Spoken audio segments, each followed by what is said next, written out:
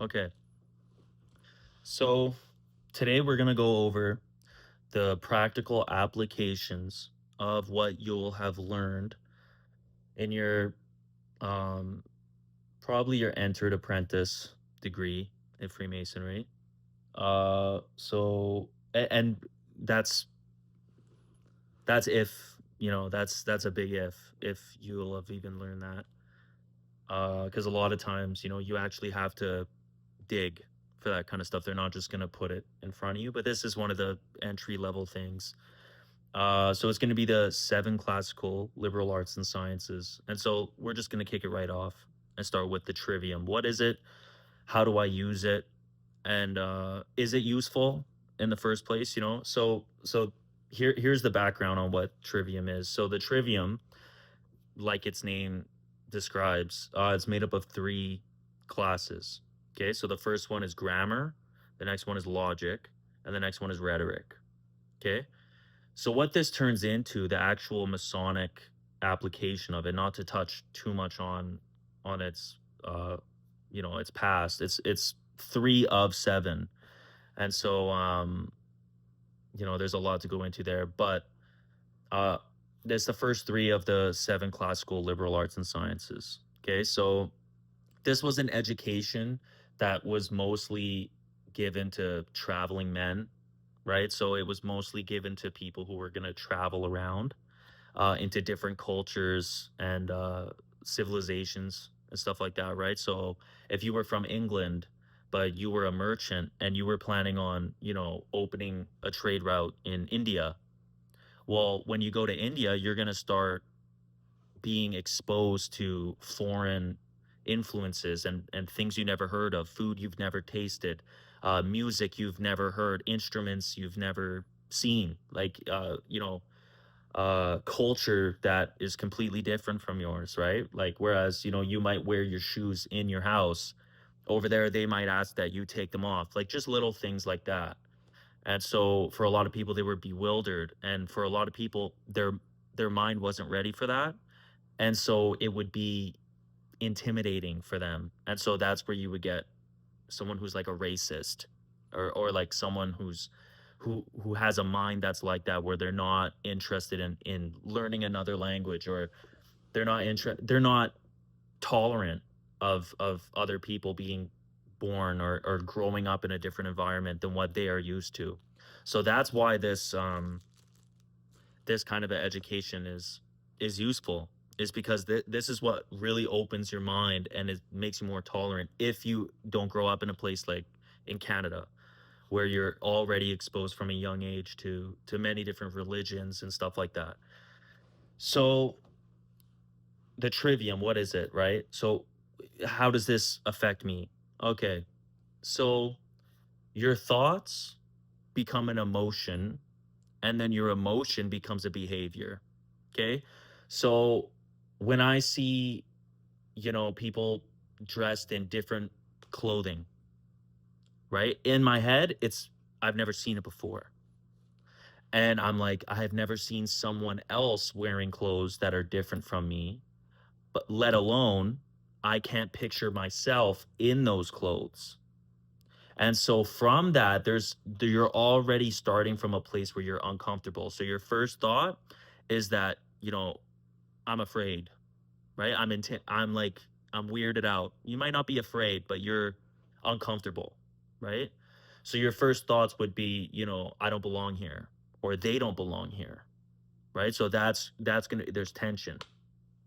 So that thought becomes an emotion, right? So I guess you could say it's like an anxiety, or like you're nervous, you're intimidated, you're being repelled away from it, right? If it depends on a person, but the majority, unfortunately, would be, they don't belong here, or I don't belong there. And so there's an alienation that happens, there's a distancing. And so that's how it expresses itself in the physical, is because when that emotion, that thought becomes an emotion, then that emotion becomes a behavior. That behavior is how people are going to know you, who you actually are inside of your mind. And so but in the Bible we say, "By their fruits you shall know them." Right? So what does that mean? It means by their deeds you'll know them, not by what they say or what they tell you. It's by what they actually do. It's their actions, right? And so recognizing that gives you a power. It gives you a power because not only do you stop it at your thoughts, you're able to say, "Oh, I know why I'm thinking that." Right? And so now your emotion is, "Oh, I know. It's already a seat of power here." And so now your behavior is in your control. You're not a slave to what was on the outside. You are determining from the inside what you're going to put out. Do you see what I'm saying? Whereas before, it was a all you could do is react to your environment. But with self-control, with this trivium, right, of a way of thinking, you're now able to calm yourself and to stop things in your thoughts and go like, "No, that doesn't serve me." And so your emotion is a seat of understanding. Right? And so now you're like, "But you know what? I wonder why. Why like, why do this? Why do that?" Or maybe you're gonna be like, "Well, what if I taste that food? What if I do this?" Now you're or maybe you're like, "It's cool, but, like, it's not for me." But see what I mean? You came to that decision on your own accord. It came from the inside out, not from the outside in.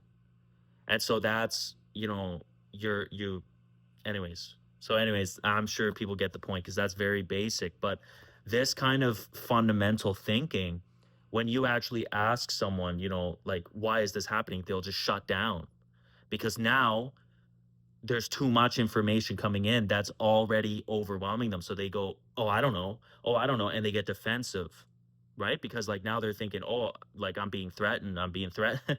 You know what I mean? And that's where you get like such a bad social anxiety is because you're letting so much in that never belonged in. It never belonged inside of you, right? That was everything that's outside in the world. And what do we know of the world? Right? The world is fallen. And so I'm speaking from a Christian perspective. But this is just logical application. We're not even in the spiritual yet. Okay? So, that's that's the first realm of control is that you have control over your own mind.